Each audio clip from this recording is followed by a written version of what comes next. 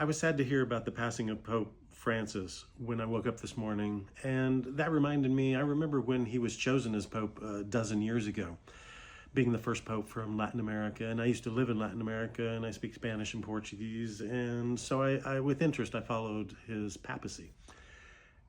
And it reminded me that I actually have something that belonged to Pope Francis.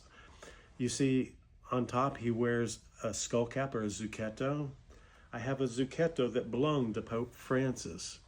Now, he gave this away a year after he became Pope, and I acquired it shortly thereafter. So it's been one of the treasures in my collection to actually have something that belonged to Pope Francis. And it's not like there's a lot of things out there that belong to popes that ever become available, but you know, I'm a bookstore disguised as a museum, and I have things to help tell the history.